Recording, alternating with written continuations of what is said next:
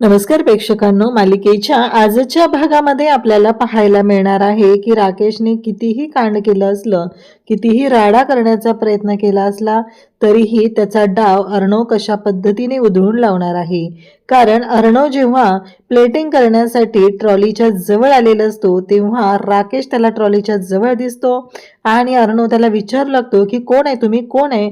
आणि मग पळून जाताना राकेश जेव्हा मागे फिरून पाहतो तेव्हा अर्णवला समजलेला आहे की तो राकेश आहे, कारण त्याच्या डोळ्यांवरून अर्णवने त्या मास्क घातलेल्या राकेशला सुद्धा ओळखलेला आहे आणि अर्णवला संशय आलेला आहे. त्यामुळं अर्णव त्याचा पाठलाग करत पुढे गेलाय. ऐनवेळी ईश्वरीने सगळा लुकच चेंज केलेला असतो, म्हणजेच थीम चेंज करून तिची सगळी तयारी झालेली असते आणि स्वतः नऊवारी साडी नेसलेली आहे. अर्णवला सुद्धा तिने धोतर नेसवलेला आहे आणि दोघंही आता विठुरायाच्या मदतीने या स्पर्धेसाठी तयार झालेले आहेत. पण आता अनाउन्समेंट होत असतात आणि अर्णव मात्र तिथं पोहोचलेला नाही. त्यामुळं राकेशने जो 20 मिनिटांचा टायमर लावून बॉम्ब ब्लास्ट करण्याचा जो प्लॅन केलेला आहे तो प्लॅन हा फ्लॉप होणार आहे. हे सगळं कशा पद्धतीने होणार आहे ते आपण डिटेलमध्ये पाहणार आहोत. त्यासाठी व्हिडिओ शेवटपर्यंत पहा. त्याचबरोबर चॅनलवरती नवीन असाल तर चॅनलला नक्की सबस्क्राईब करा. इकडे आता राकेश नक्की बॉम्ब कुठे प्लांट करायचा याचा विचार करत असतो, कारण हा जो बॉम्ब आहे तो लो इंटेन्सिटी बॉम्ब आहे आणि त्यामुळं तो बॉम्ब अशा ठिकाणी लावायला लागणार असतो की जिथून तो ब्लास्ट झाला तरीही फक्त त्याची इजा अर्णव आणि ईश्वरीलाच पोहोचली पाहिजे. हा सगळा प्लॅन या राकेशने केलेला असतो. त्यासाठी त्याची ही सगळी चाललेली धडपड असते. तर इकडे आता सौदामिनीने त्याला फोन केलेला असतो आणि विचारलेलं असतं, झालंय का, जे काही ठरलेलं आहे ते सगळं करून झालंय का अजून काही गोंधळ घालायचा बाकी आहे. तेव्हा राकेश म्हणतो, हो मॅडम जरा गप्प बसा. कसं आहे माहिती आहे का, मला काम करायचं आहे आणि माझ्या पद्धतीने काम केलेलं मला पटतं. त्यामुळं तुम्ही मध्ये मध्ये लुडबुड करू नका. काहीही झालं तरी आजचं काम होणारच आहे. यावरून एवढं लक्षात ठेवा की काहीही झालं तरीही आज त्या अर्णवचा आणि त्या ईश्वरीचा तिथे वाट लागणार आहे आणि मी बघतोय ना माझ्या पद्धतीने. सौदामिनी म्हणत असते, म्हणजे काय करायचं ठरवलंय, नक्की कुठे लावायचं ठरवलंय ब्लॉम्ब. तेव्हा तो म्हणतो, हो तेच पाहतोय मी. तुम्ही ना मला ना डिस्टर्ब नका करू. माझ्या पद्धतीने मी काम करतो ना, तेव्हा मला ते काम माझ्याच पद्धतीने केलेलं आवडतं. त्याच्यामध्ये कुणी ढवळाढवळ केलेली मला चालत नाही, असं इकडे त्याचं म्हणणं चालू असतं. तेव्हा मात्र अर्णव आणि ईश्वरी आता त्यांना जी रूम अलॉट केलेली आहे त्या रूममध्ये येतात, कारण तिथे आल्यानंतर त्यांना आवरावर करायचे आहे आणि त्यानंतर बाकीच्या गोष्टींची सुरुवात होणार असते. आता अर्णव आणि ईश्वरी दोघंही तिथं आलेले असतात आणि त्याचवेळी ईश्वरी म्हणते की काय करायचं, कारण ईश्वरी एवढी पॅनिक झालेली असते की तिला कळत नसतं की आता गोष्टी कशा पद्धतीने मॅनेज करायच्या, कारण ऐनवेळी साडीवरती डाग पडलेला आहे आणि मग पुढे काय करायचं हा प्लॅन तिला कळतच नाही आहे की मी कशा पद्धतीने हे सगळं सॉल्व करू, सॉर्ट आउट करू. या गोष्टींचा विचार तिच्या डोक्यात सुरू झालेला असतो आणि त्यासाठी तिने विचार करत असते. अर्णव म्हणत असतो, जरा शांत हो ना, एवढी पॅनिक नको हो, कारण तू पॅनिक झाली तर मलाही काही सुचणार नाही आहे, असं अर्णव तिला सांगत असतो आणि तिला समजत असतो की शांत हो, एवढं पॅनिक व्हायची गरज नाही आहे आणि ह्या सगळ्या गोष्टी सॉर्ट आउट करता येतील, असं अर्णवने तिला सांगितलेलं असतं. तेव्हा मात्र अर्णव हे सगळं बोलत असतो तेव्हा ती म्हणत असते, पण काय करणार आहात तुम्ही, मला कळतच नाही आहे की काय होणार आहे पुढं, असं ती सांगत असते. तेव्हा मात्र इकडे अर्णव म्हणतो की जरा शांत हो, मलाही विचार करू दे आणि स्वतःही विचार कर, असं म्हणत अर्णवने तिला शांत केलेलं असतं. त्याचबरोबर इकडे पाहायला मिळतं की राकेश आता शोधाशोध करतो, नक्की कुठे ते प्लांट करायचं आहे, काय करावं लागणार आहे, या सगळ्या गोष्टींचा विचार सुरू झालेला असतो. आणि त्याचबरोबर पुन्हा आता राकेशला फोन आलेला असतो, काय चाललंय नक्की, होणार आहे का आजच्या दिवसात तुझं. तेव्हा राकेश म्हणतो, तुमचा जर माझ्यावरती विश्वास नसेल तर तुम्हाला जे काय करायचं आहे ते तुम्ही करून घ्या, मला मध्ये घ्यायची गरज नाही, कारण मला माझं काम काय करायचं आहे आणि ते कसं करायचं आहे हे चांगलंच माहिती आहे. त्यामुळं मला कोणी काहीही सांगायची गरज नाही, असं राकेश इकडे स्पष्टपणे तिला सांगत असतो. तेव्हा मात्र ती म्हणते की नक्की सांग ना, काय आहे तुझ्या डोक्यात, काय करायचं ठरवलंय. आणि मग मात्र राकेश सांगतो की हो माझं ठरलंय काय करायचं आहे आणि कुठे करायचं आहे ते, त्यामुळं तुम्ही जरा शांत राहा. तेव्हा ती म्हणते नक्की काय आहे. तेव्हा तो म्हणतो की ट्रॉली आहे ना, त्या ट्रॉलीच्या खाली मी लावणार आहे तो बॉम्ब. तेव्हा ती म्हणते, कळतंय का तुला, ती ट्रॉली जेव्हा ते स्टेजवर घेऊन येतील तेव्हा काय होईल याचा विचार केलायस का? तेव्हा तो म्हणतो की तेवढं डोकं मला आहे. तो बॉम्ब जो आहे ना तो लो इंटेन्सिटी बॉम्ब आहे. इकडे रमाकांत पुढे पळत असतो. रमाकांतच्या मागे आता उदयकांत पळत आहे. उदयकांतलाही कळलंय की रमाकांत पळून गेलाय. एवढंच काय तर जाताना रमाकांतने उदयकांतचा मोबाईल सुद्धा पळवलेला असतो. त्यामुळं मात्र उदयकांतची वाट लागलेली असते. इकडे अर्णव म्हणतो की काय झालं मी सिंदूर, कळतंय का काही, जरा शांत हो. ईश्वरी मात्र स्वतःला शांत करण्याचा प्रयत्न करत असते. तेव्हा अर्णव म्हणतो की हो आपण करूया, जुगाड करूया काहीतरी आणि होईल व्यवस्थित, एवढं पॅनिक व्हायची गरज नाही, असं स्पष्टपणे अर्णव इकडे सांगत असतो. पण ईश्वरीला मात्र खूप टेन्शन येत असतं. तिला कळतच नसतं की काय करू आणि कशा पद्धतीने गोष्टी सॉर्ट आउट करू. मग ईश्वरी म्हणते की नाही, मला गणूबाप्पाच्या समोर गेलं पाहिजे आणि गणूबाप्पाला मागणं मागितलं पाहिजे. पण तेवढ्यातच तिला विठ्ठल रुक्मिणीची मूर्ती दिसते आणि मग विठ्ठल रुक्मिणीच्या समोर ती येते आणि हात जोडते आणि विचारू लागते की हे सगळं काय आहे, कारण मला काहीही करून या सगळ्या गोष्टी नीट करायच्या आहेत असं तिच्या डोक्यात चाललेलं असतं. आणि त्यावेळेस तिला आठवतं जेव्हा पालखीच्या वेळेस अर्णव आणि ती दोघंही निघालेले होते, म्हणजे पहिला राऊंड होता त्या दिवशी, तेव्हा सुद्धा तिने विठ्ठल रुक्मिणीला हात जोडलेले आणि त्यावेळेस तिने नवस केलेलं होतं आणि तिला त्यावेळेस त्यांना दोघांचाही जीव त्या सगळ्यातून वाचलेला होता. या गोष्टी तिला आठवत असतात. आणि त्याच वेळेस इकडे पाहायला मिळतं ते म्हणजे एवढं सगळं झालेलं असतं. आणि मग ईश्वरी आता अर्णवकडे येते आणि म्हणते की अर्णव सर, एक बढिया आयडिया सुचली मला. अर्णव म्हणतो आता काय झालंय? तेव्हा ईश्वरी सांगू लागते की खरंच माझ्या डोक्यातनं छान आयडिया आहे. अर्णव म्हणतो ठीक आहे बोल, फक्त तुम्ही अर्णव राजे शिर्के आहात, ही गोष्ट वापरून तुम्ही माझ्यासाठी काय करू शकाल तेवढं सांगा मला. माझ्यासाठी काय आणून द्याल, म्हणजे मी ज्या वस्तू सांगते त्या मिळवून द्याल का? आपल्याकडे पाऊण तास आहे बरोबर, त्या पाऊण तासात मला सगळं मॅनेज करायचं आहे. तेव्हा अर्णव म्हणतो की चालेल, सांग काय हवं आहे तुला आणि ह्या पाऊण तासात मी तुला काय आणून द्यावं तुझी अशी अपेक्षा आहे. तेव्हा ईश्वरी सांगायला सुरुवात करते की हो, आणि मग म्हणते की शांत व्हा आधी. ईश्वरीने ज्या गोष्टी सांगितलेल्या आहेत ते पाहून अर्णव तर हादरलेलाच असतो. ईश्वरी मात्र त्याला सांगत असते की मला हे सगळं हवं आहे.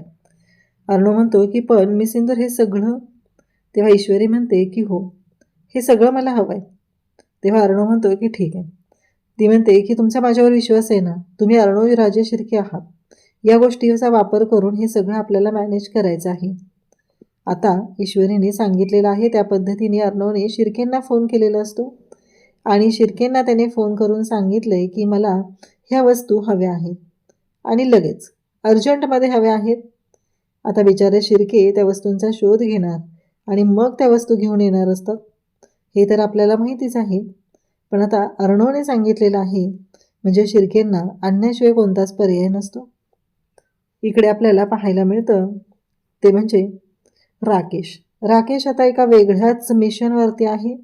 त्याला काहीही करून आता ह्या सगळ्या गोष्टींमध्ये त्याला एक महत्त्वाची गोष्ट करायची आहे, ती म्हणजे तो बॉम्ब प्लांट करायचा आहे. आणि जोपर्यंत तो बॉम्ब प्लांट करत नाही तोपर्यंत त्याच्या बाबतीत त्यानं जे ठरवलेलं आहे ते होणार नाही असं त्याला माहिती आहे. म्हणजे ते ट्रॉली ठेवलेले असतात तिथे तो येतो आणि तिथे तो बॉम्ब प्लांट करायला सुरुवात करतो. म्हणजे त्याने आणलेला जो बॉम्ब आहे तो त्याला तिथे ठेवायचा असतो आणि लावून ठेवायला त्याने सगळी तयारी केलेली असते. जे गोष्टी लागलेल्या असतात त्या सगळ्या तिथे त्याने आणलेल्या आहेत आणि त्याचं काम त्याने सुरू केलेलं असतं.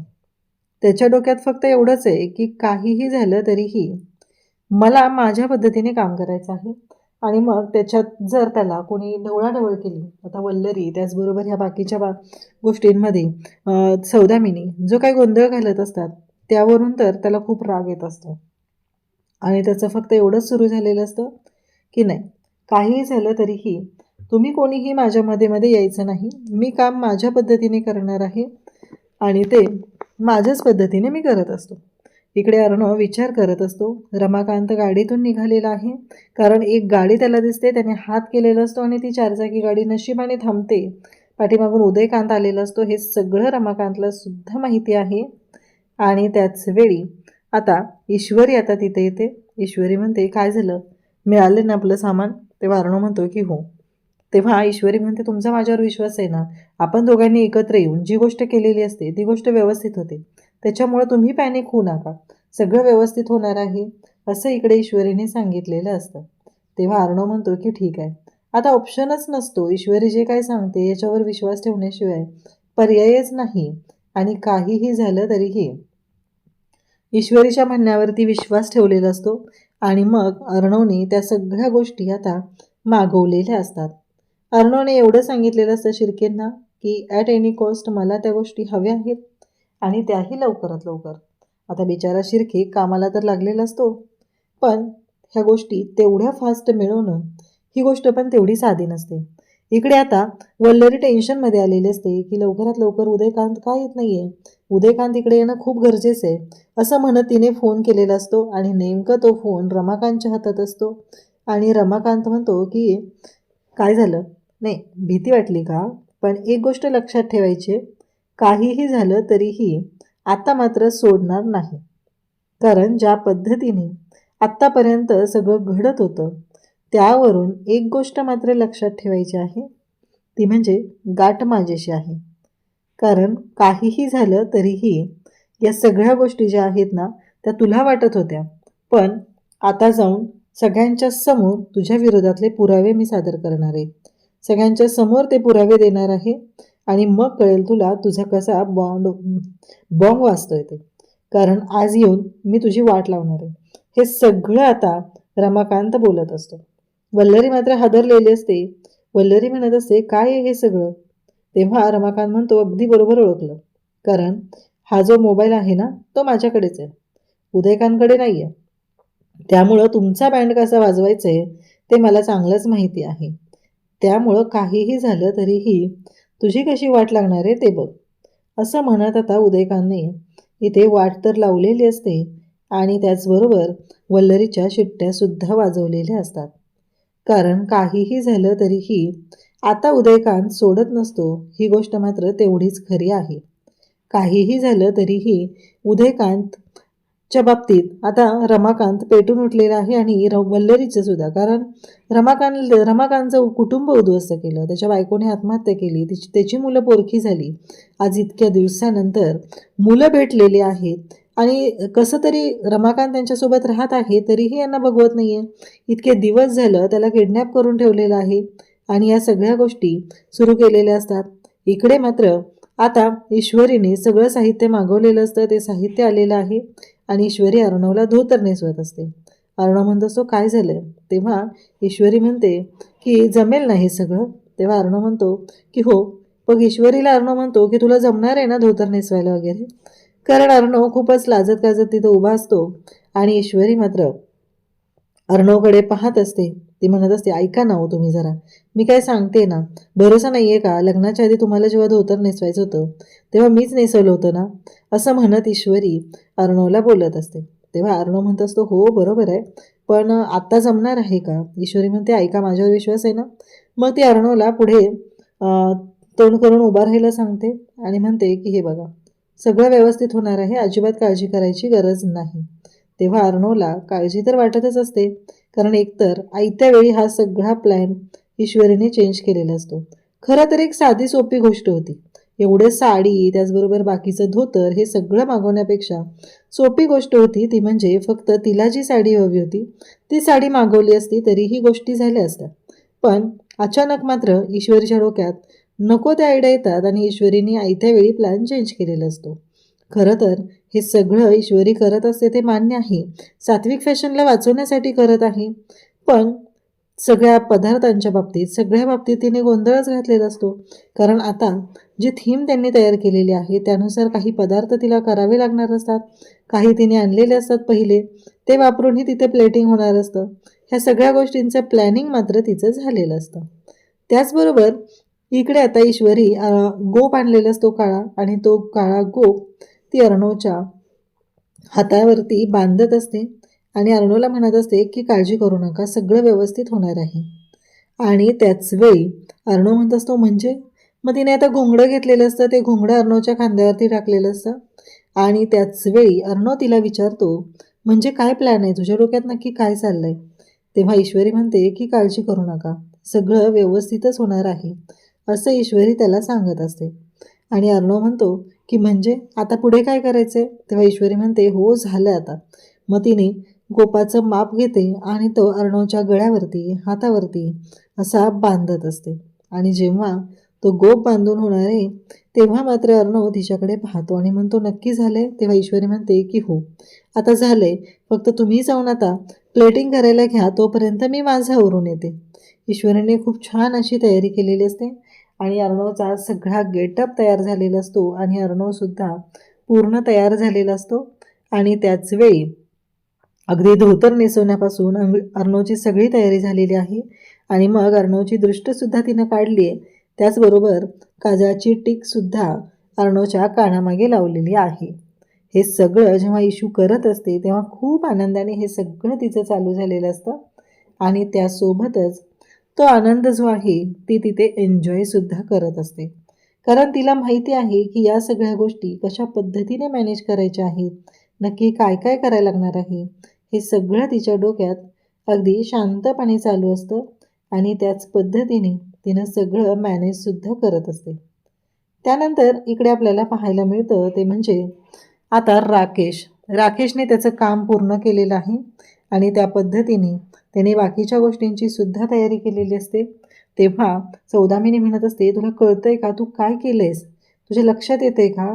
तिथे स्टेजच्या तिथे आपण सगळेजण असणार आहोत आणि मग आता तू तिथे बॉम्ब लावणार आहेस. तेव्हा तो म्हणतो की हो मला कळतं, मी माझ्या पद्धतीने काम करतो. आता तुम्ही मला अक्कल शिकवायची गरज नाही आहे. तिथं काही होणार नाही आहे. मला उलट लवकरात लवकर काही गोष्टी करायच्या आहेत त्या मी केलेल्या आहेत. उलट तो बॉम्ब जेव्हा पडणार आहे तेव्हा मात्र अर्णव ईश्वरीच्या चिंधड्या उडणार आहेत. तो लो इंटेन्सिटी बॉम्ब आहे त्यामुळं तो तिथेच बरोबर जाणार आहे आणि त्याच वेळी या सगळ्या गोष्टी घडणार आहे. तेव्हा ती म्हणते अरे वा चांगली गोष्ट आहे. तेव्हा तो म्हणतो नाही तुम्हाला अनुभव नसेल, मला अनुभव आहे सगळ्या गोष्टींचा, असं म्हणत त्याने आता तिला शांत केलेलं असतं. आणि त्याचं म्हणणं असतं की फक्त अर्णव आणि ईश्वरी या दोघांच्या बाबतीतच ह्या सगळ्या गोष्टी होणार आहेत हे त्याने ठरवून टाकलेलं असतं. आणि आता मात्र जेव्हा हे सगळं चालत असतं तेव्हा मात्र तिच्या डोक्यात जे काही गोष्टी सुरू झालेल्या असतात त्यावरून स्पष्ट होत असतं की यामध्ये राकेशने आता पुढचा राडा करायचं ठरवलेला आहे. आणि त्याच पद्धतीने राकेशने पुढेसुद्धा प्लॅनिंग केलेलं असतं. आणि तो म्हणतो की याच्यामध्ये आपण कोणीही अडकले जाणार नाही आहे, याच्यामध्ये फक्त त्या दोघांची वाट लागणार आहे आणि चिंधड्या त्यांच्या उडणार आहेत. राकेश खूप खुश झालेला असतो कारण आजचा हा जो दिवस आहे तो त्याचं म्हणणं असतं की हा शेवटचा असणार आहे आणि त्या दोघांचे सुद्धा वाट लागणार आहे. कारण आज हा दिवस मी केलेला आहे तयार आणि त्या पद्धतीने सगळ्या गोष्टी सुरू झालेल्या आहेत असं त्याने ठरवलेलं असतं. ईश्वरी आता इकडे छान तयार झालेली असते. ईश्वरीने पिवळ्या रंगाची साडी नेसली, नऊवारी साडी नेसलेली आहे आणि सगळी तयारी छान जोरदार तिची झालेली आहे. आणि त्याच वेळी तिने सुद्धा आता तयार होऊन बाहेर येणार असते. आणि नेमकं त्याच वेळेस पाहायला मिळतं ते म्हणजे राकेश आता त्या ट्रॉलीच्या जवळ आहे आणि ही शंकास्पद गोष्ट इकडे लक्षात आलेली असते. आणि मग मात्र पाहायला मिळतं ते म्हणजे अर्णवने राकेशला पाहिलेलं असतं. अर्णव विचारत असतो कोण तुम्ही, इथे काय करताय, संबंध काय आहे तुमचा, असं म्हणत राकेश आता तिथे थांबलेला असतो. आणि त्याचवेळी अर्णवकडे तो मागं फिरून पाहतो. तेव्हा मात्र अर्णवच्या लक्षात आलेलं असतं की या सगळ्यामध्ये काय होणार आहे. अर्णव म्हणत असतो की हा माणूस इथे काय करतोय, कारण काहीही झालं तरीही अर्णवला माहिती आहे की या सगळ्यामध्ये नक्की कोणाचा हात असू शकतो, कोण काय करू शकतो, या सगळ्या गोष्टींचा अंदाज आता इकडे अर्णवला सुद्धा आलेला असतो. आणि त्याचबरोबर अर्णवने ठरवलेलं आहे त्या पद्धतीने अर्णव पाहतो आणि त्याच्या लक्षात येतं हा तर राकेश आहे, म्हणजे राकेश इथं पोहोचलेला आहे. आणि त्याच वेळी हे सगळं जेव्हा घडत आहे तेव्हा अर्णव आता त्याच्या मागे जातो. आता ईश्वरी थांबलेली आहे. ईश्वरीकडे नम्रता येते आणि इशू काय चाललंय तुझं, अगं तिथं अनाउन्समेंट सुरू आहे. तेव्हा ईश्वरी म्हणते हो बरोबर आहे, पण काय करू मी, अजून अर्णव सर आलेलेच नाही आहेत आणि ते कुठं गेलेत काहीच माहीत नाही आहे. मला कळतच नाही आहे की मी काय करू आणि कसं करू. कारण जर अर्णव सर तिथं पोहोचलेच नाहीत तर मी काहीच नाही करू शकत आहे, असं ईश्वरी तिला सांगत असते. आणि त्याच वेळी ईश्वरीचं म्हणणं असतं की मला कळत नाही आहे की अचानक काय झालंय, म्हणजे अचानक अशी वेळ का आली, अर्णव सर अचानक कुठं गेले, या सगळ्या गोष्टींचा विचार सुरू झालेला असतो. ईश्वरी घाबरलेली आहे. अर्णव जर वेळेवर पोहोचला नाही तर काय करायचं, हा प्रश्न तिच्यापुढे उभा आहे. अशाच अपडेटसाठी चॅनलशी कनेक्ट राहा. थँक्यू.